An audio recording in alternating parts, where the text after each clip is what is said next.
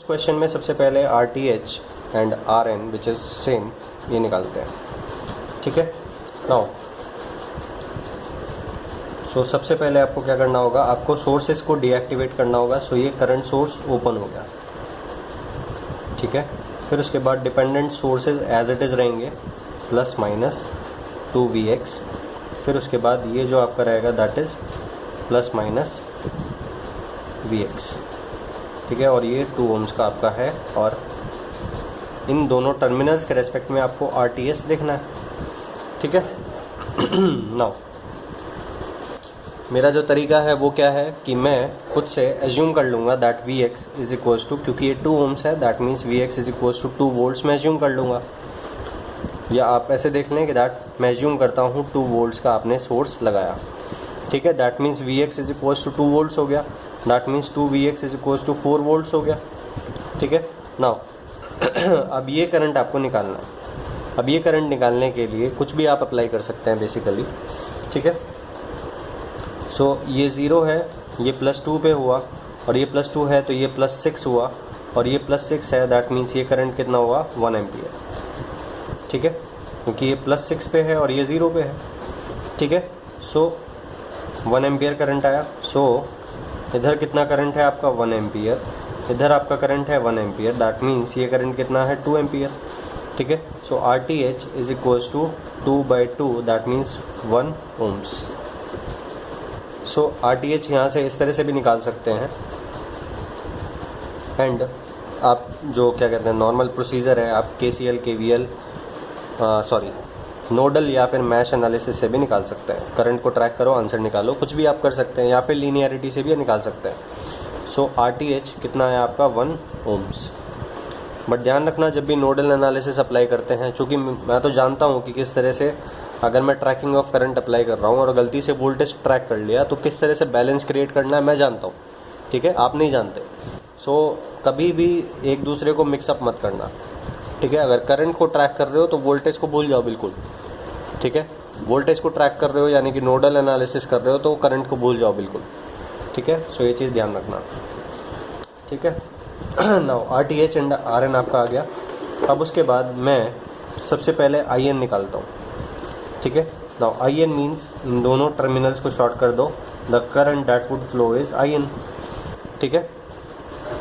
Now अब जैसे ही ये जो रेजिस्टेंस है इसके पैरेलल में आपने शॉर्ट क्रिएट कर दिया तो यहाँ कोई करंट फ्लो नहीं करेगा, क्योंकि जो भी करंट इधर से आएगा वो सारा करंट इधर से बाईपास करना चाहेगा। सो ये जो है ये 0 करंट होगा और ये शॉर्ट हो गया, that means Vx is equals to 0 हो गया एक तरह से। सो Vx 0 हो गया, सो इसका कोई मतलब नहीं है, ठीक है। सो 2Vx 0 हो गया, सो 2Vx 0 हो गया, दैट मीन्स वोल्टेज सोर्स 0 हो गया, ठीक है। वोल्टेज सोर्स 0 होने का मतलब वोल्टेज नहीं है एंड वोल्टेज नहीं है मतलब ये शॉर्ट है, ठीक है। नाउ अब जो करंट होगा दैट इज़ IN। नाउ अब ये करंट 10 एम्पियर आया, इसको 2 पाथ दिख रहे हैं, एक पाथ ये है जो 6 ohm रेजिस्टेंस का है और एक पाथ ये है, ठीक है। सो आपको इस 10 एम्पियर करंट को 2 पैरेलल पाथ दिख रहे हैं, ये एक शॉर्ट सर्किट पैरेलल पाथ है और एक 6 ohms का पैरेलल पाथ है, दैट मीन्स सारी करंट बाईपास हो जाएगी और ये सारी करंट इस तरह से फ्लो करेगी।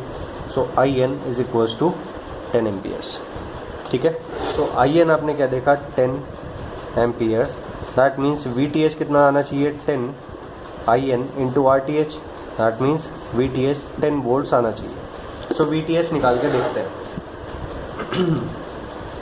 सो VTH मतलब VOC, दैट मीन्स VOC या फिर Vx आपको निकालना है। सो Vx निकालना है बस बेसिकली, ठीक है।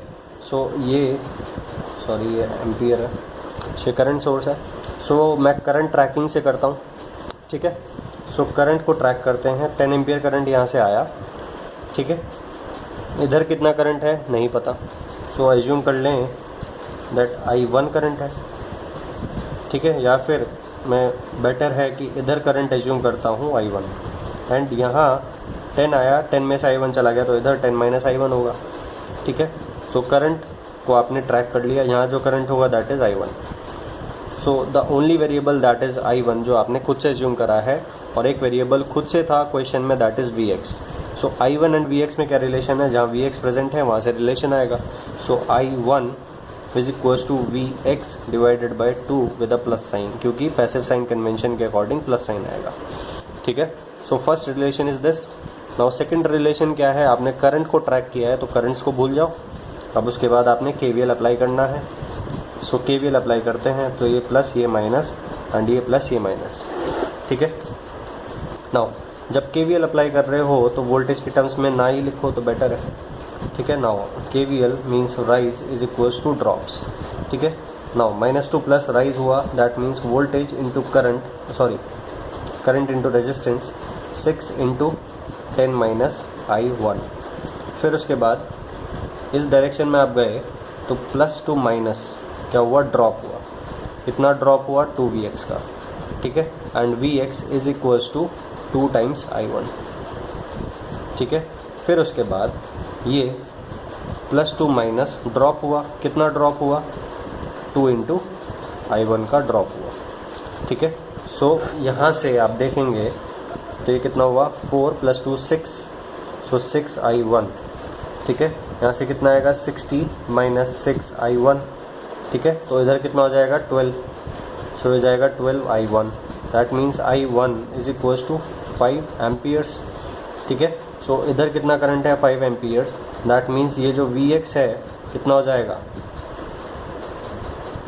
Vx is equals to 2 times I1 is equals to 2 5 10, that means 10 volts and that is your VTH। So VTH कितना है, 10 वोल्ट्स आया और वही आना चाहिए था, ठीक है। सो आपने चेक भी करके देख लिया। सो ध्यान रखना है कि अगर नॉर्टन्स इक्विवेलेंट अगर आपने निकाल लिया, अगर आपने RTH निकाला हो, ठीक है। सो RTH निकाल लिया, अब VTH पता कर लोगे तो IN डायरेक्टली निकल जाएगा, और अगर RTH निकाल के IN पता कर लोगे तो डायरेक्टली VTH पता लग जाएगा, because there is a relation between VTH, RTH and Norton's current, ठीक है।